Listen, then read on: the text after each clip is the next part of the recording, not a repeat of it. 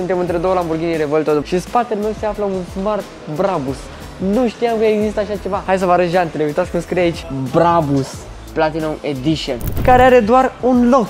Deci această mașină costă 4 milioane de euro. Uitați jacheta, asta a fost mai scumpă, în total 9300 de lei. Am venit aici să ne uităm la toate supercarurile pentru că sunt mașini foarte scumpe. Dacă nu știați, de aici își cumpără celebritățile care stau în Dubai mașini.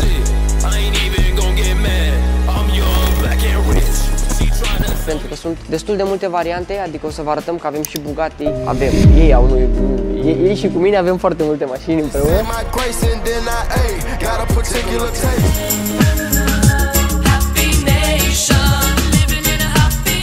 Mașini care costă chiar și peste 10 milioane de euro, adică nu doar mașina câteva sute de mii, aici vorbim de 10 de milioane de euro. Pe orice culoare, cu diferite pachete, uitați aici avem un Lamborghini Huracan. Și lângă acest Lamborghini Huracan putem observa două Ferrari Purosangue. Și în dreapta avem un Rolls-Royce Mansory. Sunt foarte multe Rolls-Royce-uri aici, deci chiar o să fiu sătul de mașini când mă întorc în România, pentru că aici am văzut absolut orice mașină se poate vedea. Mergem și la Bugatti, dar mai întâi vă arăt aici în spate că am câteva surprize pentru voi și după mergem să ne uităm și la Bugatti. Deci aici în Dubai este foarte greu să fii șmecher, pentru că să zicem că bă, ai bani mulți, vrei să-ți iei un G63 AMG și ți-l cumperi pe celălalt de acolo. După vine un arab și îl cumpără pe ăsta, Brabus. Mare șmecher. Tu cu ăla deja ești cam fraier așa, nu mai ești șmecher. După care vine ăsta cu Mansory. Deci e foarte greu să fii la un nivel foarte mare în Dubai, pentru că după ce le-ai luat pe toate astea trei, vine unul care are un număr de matriculare de la cu o cifră sau cu două, care numai numărul de matriculare costă câteva milioane de euro. Deci e foarte greu să fii șmecher aici. Nu te simți bine dacă ai un Lamborghini sau un Rolls-Royce, pentru că au foarte mulți deja mașinile astea.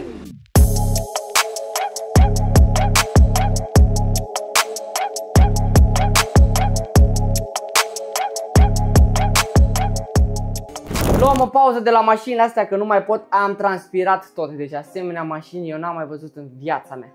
Foarte frumoase. Dar cu ocazia asta, dacă tot ne-am așezat, hai să vă spun puțin despre YouHodler, sponsorul episodului de astăzi. Aveți link în descriere unde dacă vă creați cont chiar acum și folosiți codul COIN în momentul în care vă creați cont, verificați contul, procesul de verificare durează maxim 1 minut sau 2, veți primi $5 instant. Ei vin cu foarte multe beneficii din lumea cripto, ceea ce înseamnă că poți să minezi Bitcoin gratis, poți să câștigi 5% din cât minează prietenii tăi și multe alte beneficii foarte tari pe care le puteți descoperi voi dacă intrați pe linkul de mai jos din descriere și vă creați cont. Dar pe lângă asta, noi astăzi vom vorbi despre o chestie foarte tare. Imaginează-ți că ți-ai investit toți banii în Bitcoin, Ethereum sau altă criptomonedă și ai nevoie astăzi de cash. Ce faci? Cel mai probabil ai vinde criptoul. Dar nu este o variantă bună pentru că ai putea pierde potențialul de creștere. Ei bine, aici intervine YouHodler, platforma europeană care îți permite să-ți lași criptoul să lucreze pentru tine și nu este nevoie neapărat să-l scoți. Prin Grout Account îți depozitezi criptomonedele și poți primi dobândă de până la 30% cu plata la 7 zile. Și după cum am spus, să spunem că ai nevoie de cash. Poți face un împrumut garantat cu cripto să primești euro instant. Nu doar euro, dolari, stablecoins și așa mai departe. Fără birocrație, fără să-ți vinzi activele, fără să plătești impozite la stat și fără să-ți pierzi expunerea la creștere. Totul este rapid, online și 100% sigur. După cum am spus adineauri, creați-vă cont chiar acum folosind linkul din descriere și în momentul în care vă creați cont, folosiți codul COIN pentru a primi un bonus de $5 instant în momentul în care terminați procesul de verificare.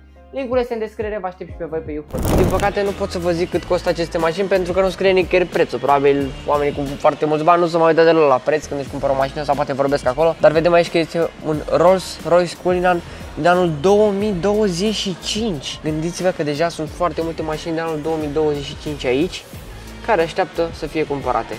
Mașinile de vi le-am arătat până acum, Rolls-Royce G și așa mai departe. Știu că sunt iubite de mulți dintre voi, dar nu sunt tocmai stilul meu, așa că acum trecem la mașinile care sunt pe stilul meu. Avem aici un SL63 AMG care îmi place foarte mult. Interiorul seamănă cumva cu mașina mea, dar exteriorul este super sportiv. Aici mai avem un Porsche 911 și aici avem un Porsche 911 GT2 RS pregătit pentru circuit. Și când mă uitați aici avem un Mercedes de la vechi, nu e cine știe ce chestie, dar când te uiți mai atent vezi aici că scrie SLR McLaren.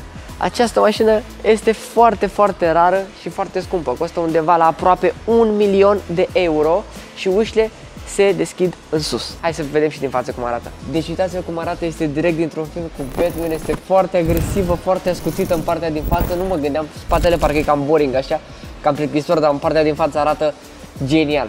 Dar totuși, 1 milion de euro această mașină, wow!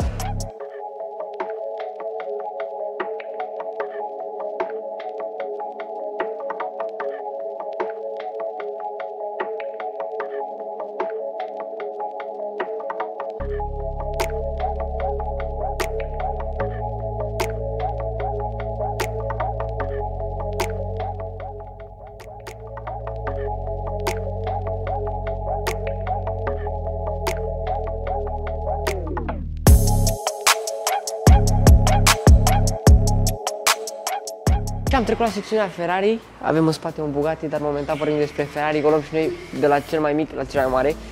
Avem aici un F8 Spider, aici un 488, aici un F8 Spider Tributo, aici încă un 812, acolo încă un 812, foarte multe Ferrari. Aici avem un Mercedes care este destul de vechi, costă undeva la 90-100 de mii de euro. Așa am văzut pe internet, acum nu știu dacă modelul ăsta de aici este ceva mai special și costă mai mult. Pe internet am văzut că costă aproape 100 de mii de euro. Dacă vă uitați încolo, sunt numai modele de Ferrari.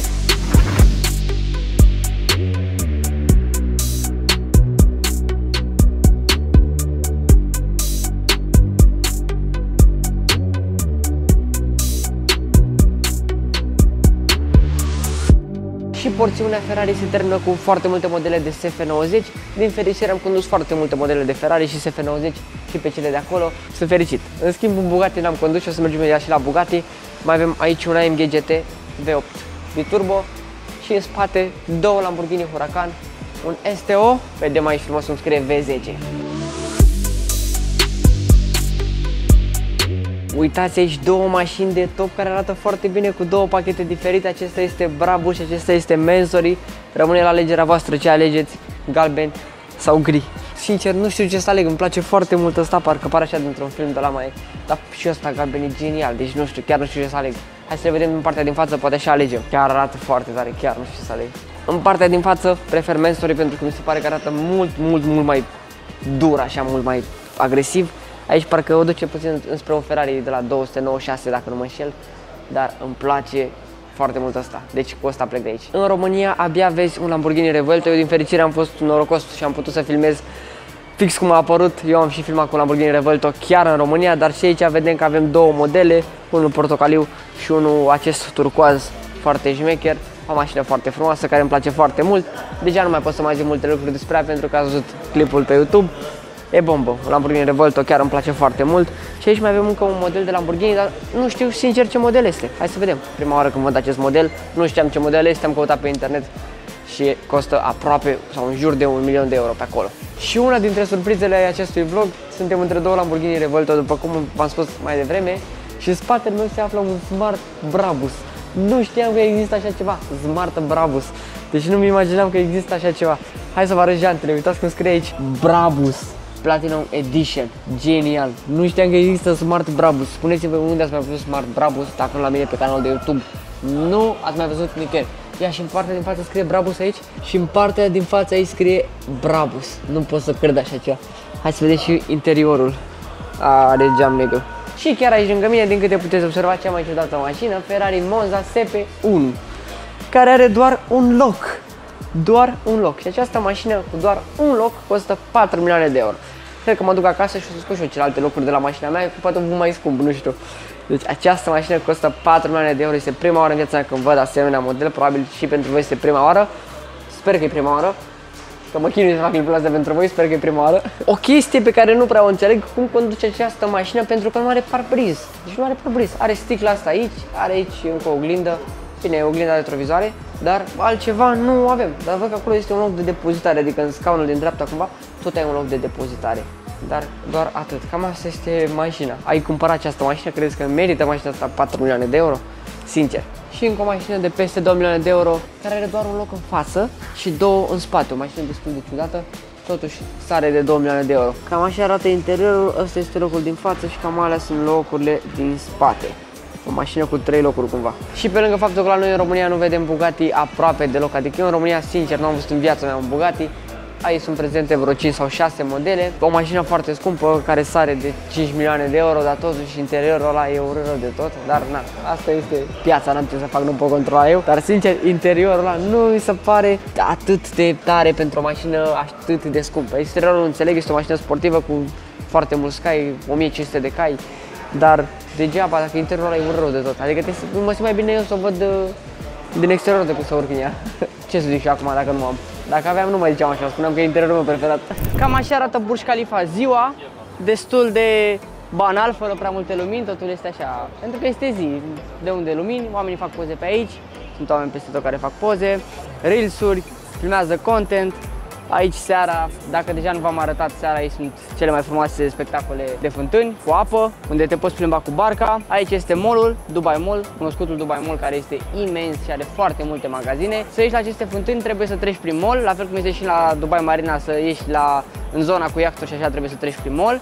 Cam așa este conceput Dubaiul cumva pentru turiști, să treacă prin mall și apoi să ajungă într-un obiectiv turistic. Deci, de câte ori trecem prin Dubai Mall, mereu suntem nervoși și agitați, avem o stare proastă pentru că parcă este un mall care nu se mai termine, nu mai are sfârșit. Deși acum aproape s-a terminat vacanța, a trecut o lună, după o lună cât de cât știm să ajungem aici mai rapid, pentru că am înțeles cum stă treaba, dar este imens, sunt foarte, foarte multe magazine, gândiți-vă să fiți în partea cealaltă de acolo, de la etajul 5 până ajungi aici la parter. Adică durează foarte mult timp și este foarte obositor, foarte aglomerat, mai ales seara este foarte aglomerat, toată lumea pe la gardurile de acolo pe care le vedeți, toți oamenii stau fix lipiți de gard și nu ai loc să faci poze, nu ai loc să faci absolut nimic, toată lumea stă, se adună gen până aici. Am ajuns și la Burj Al Arab, îl vedeți în spate, aici este un hotel și aici în partea aceasta putem observa foarte multe iahturi ale bogaților, ale milionarilor, cum au casele lor, vilele lor și iahturile în față, fix lângă Burj Al Arab. Este cam îmbrăcoare afară, nu o să stăm foarte mult pe aici, o să mergem să mâncăm ceva, dar cam așa arată totul. Am făcut câteva poze și am filmat câteva clipuri pentru shorts, content, reels-uri, TikTok-uri, am filmat câteva chestii pe aici, doar că nu am filmat foarte multe pentru că, sincer, inspirația mea e total paralelă cu mine, dar măcar ne bucurăm de acest view foarte frumos. Sunt foarte multe supercaruri, chiar mai devreme văzusem un tip cu un Lamborghini care oprea și lua copii și plimba, adică mi s-a părut foarte tare să văd chestia asta, că copiii se bucurau să vadă un Lamborghini și oprea și plimba. Și cam atât, mergem să mâncăm ceva și revenim. Am făcut și câteva cumpărături, deși nu aveam de gând să cumpăr prea multe lucruri de aici, pentru că nu avem foarte mult loc în bagaj. O să vedem unde luăm și unde încap aceste produse pe care am cumpărat de la Marcelo Burlon. Am intrat în Louis Vuitton, în Gucci și Marcelo Burlon. Și am ales să-mi cumpăr o jachetă și o pereche de blugi. Hai să vi arăt pentru că este foarte tare. Am plătit 7150 de dirham, undeva pe la 9300 de lei. Știu că este puțin cam exagerat, dar uitați jacheta, asta a fost mai scumpă, asta a fost undeva la 4300 de dirhami. Cam așa arată. Nu vă arăt prea mult, că o să o vedeți voi pe Instagram. Și haideți să vă arăt și blugii. Inițial am vrut să-mi cumpăr doar perechea asta de blugi. Cei de acolo au spus, stai, că avem și o jachetă. Mai bine nu mi-o arăta. Și am ajuns să cumpăr și jacheta și blugii, în total 9300 de lei. Trăiam mai bine și dormeam mai bine și mai liniștit în seara asta fără să cheltui atâția bani. Dar sperăm că este o poză de Instagram bombă. Deci dacă nu intrați pe Instagram să-mi dați like pentru investiția asta, mă supăr de tot. Și cam așa se termină și vacanța noastră în Dubai. A trecut o lună de când suntem aici. Mai avem vreo 2-3 zile de stat, dar nu știu dacă o să mai facem vlog. Suntem la Burj Khalifa, fix în spatele îl puteți vedea. Ne uităm la show-ul fântânilor, care este din jumătate în jumătate de oră. Deja le-am văzut destul de des, le vedem aproape zilnic. Este foarte tare, este foarte cald, o să ne lipsească Dubaiul. Dar din păcate sau din fericire avem foarte multă treabă în România și nu mai putem să stăm. Oricum am avut foarte multă treabă și aici, am filmat foarte mult și aici. Vă pupăm, rămâneți aproape că urmează cele mai tari proiecte pe care le veți vedea în curând pe rețelele mele de socializare. Follow Marius Cătălin pe Instagram, follow pe TikTok, subscribe pe YouTube să facem și 1 milion de abonați. V-am pupat, ne vedem foarte curând cu cele mai tari clipuri.